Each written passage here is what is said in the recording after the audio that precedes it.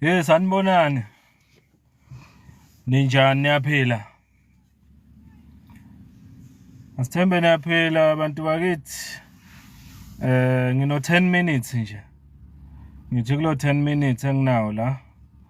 Ake ngenze lo live umfishane.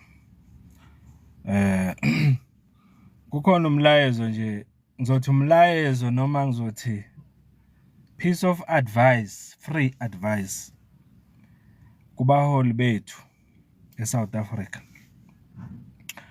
Kubaholi bethu eSouth Africa.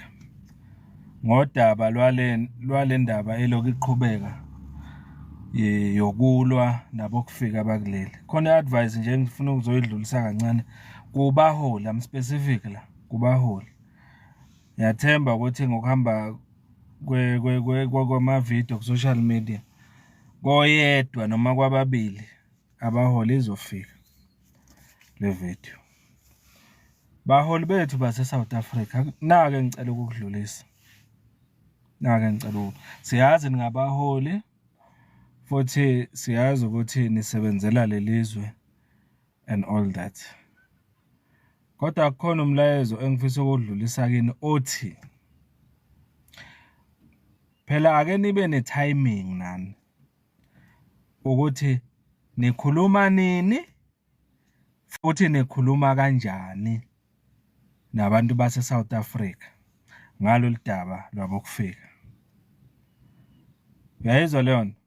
Ake nibe ne-timing ukuthi lo lidaba nikhuluma nini nokuthi nikhuluma kanjani. Sengike nganothisa la kunabaholi nje abathi mabekhuluma ngalo daba lwabokufika ubona abana timing ngempela labantu ukuthi lo mlayezo abafuna ukudlulisa bawudlulisa kubantu abanjani noma kubantu abacabanga kanjani. Uyayizwa leyo nto? Have a sense of the occasion. Uyabona nje angeke ufike uthole inqwaba yabantu njengale nqwaba yabantu nje beyilapha kule mashi eseThekwini. Bese wena uzokhomenta njengomholi, ucommente against abantu base South Africa ngendlela abafila ngayo. Wena uzokwenza statement against labo bantu. Uma ucabanga wena yini ozoyizuza ngokuthi ufike kubantu behlangene bethi sifila kanje, ufike wena uthi no filani kanje, yini osukufuna ukuyi-achieve lapho? Ngoba mina mangithatha ukubheka ayikho into ozoyi-achieve. Kunaloko nje uzofika uthela upetrol emlilweni mawenza kanjani. Yabo njengamanje kule moment esikuyo eSouth Africa, lezi zinto abaloku bezibala abantu base South Africa ngabokufika bayazibala. Ake ulalelisise kahle emholi uma bekhuluma, bayazibala lezi zinto nazi ezenziwa ngama-foreigners eSouth Africa. Bayazibala. Ake nilalele lento abayishoyo abantu base South Africa before nikhuluma. Ake nivule kakhulu indlebe bese ninciphisa la abaholi bethu. Vulani la. Nithi ningavula la bese nivula la. Nivale la. Into esiyidinga kakhulu njengamanje abaholi bethu eSouth Africa, sidinga manje abaholi abazovula kakhulu la, balalela abantu base South Africa kahle ukuthi bathini. Bathi bangalalela yonke lento eshiwo ngabantu base South Africa ngabokufika bese bavula la abaholi. Bangagijimeli ukuthi balalele la bese bagijimela la bengakadluli la. Dlulani la kuqala. Yilowo nje ngifisa ukudlulisa kubaholi ngoba uma ngabe nizogijimela abaholi bethu ekukhulumeni against abantu base South Africa ukuthi bafila kanjani, nizoba nenkinga. Umholi wangempela umholi ovula kakhulu indlebe, olalela kakhulu bese usebenzisa kakhulu umqondo, applying imind kulento ayilalelile wayezwa before azokhuluma. ungemi phambi kwabantu ukhulume into ongakayicabangisisi wajula kakhulu. Abantu base-South Africa njengamanje they are very angry ngezinto ezenzeka la South Africa, eziningi zazo ezenziwa abantu bokufika. Mawungalalela lento abayishoyo uzobona ukuthi iningi lezinto abayishoyo ama-facts angeke aphikiseke futhi. So that calls for i-leadership kini baholi yokuthi lalelani kakhulu, nisebenza umqondo kakhulu. Sesikhathela abaholi ukuthi uma ngabe kunezinto ezifana nalezi kunamamasha njengana baqhamuke bekhuluma kakhulu, lalelani kakhulu bese nisebenza umqondo kakhulu. Ukusebenza umqondo kakhulu kuyini? Ukuthi nibuyele nibheke ukuthi la kule ikhundla enikuzo njengoba sinibiza ngabaholi nje nibekwe ngibani.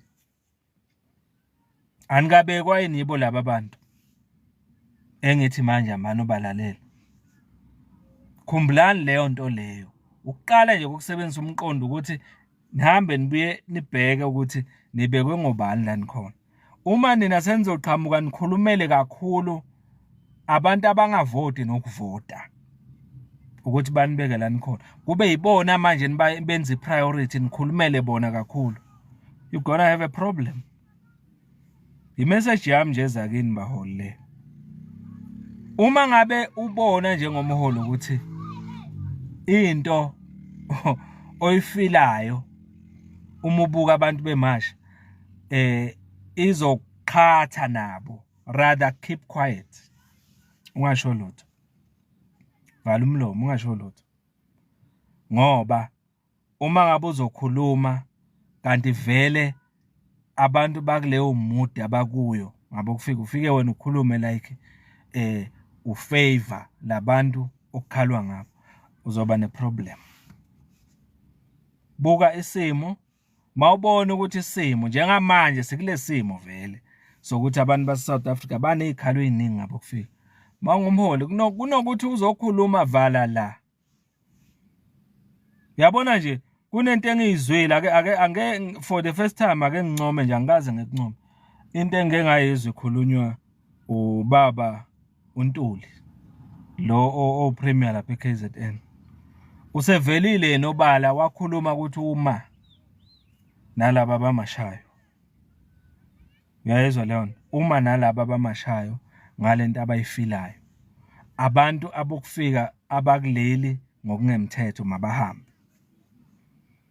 Uze uthi angeke kugcine lapho bathatha action manje as KZN yokuthi bazokhipha bonke abantu bokufika abangekho semthethweni eKZN. Sifuna abaholi abanjalo bakithi. Siyacela ukuthi uma ungamholi bakithi lalela kakhulu labantu abamashayo, ubonise ukuma nabo kakhulu than ukumangale ngaphesheya nalabantu okukhalwa ngabo. Yiloko nje sikucelayo bafethu baholi bethu, please. Yiloko nje ngithi angenze nje lo live ukuthi baholi bethu yimani nama South Africans anivotele uma enezikhalo ngabo kufika. Ningami ngaphesheya nikhulume against abantu abanibeke ezikhundleni. Yibona kahle kahle okufanele niba prioritize. Yiloko nje mfoka Mkhonza lo. Ngiyabonga kakhulu. Ngithi ake ngidlulise nje umlayezo wami nje oya nje kubaholi. Yebo injalo nje. Ngiyabonga kakhulu.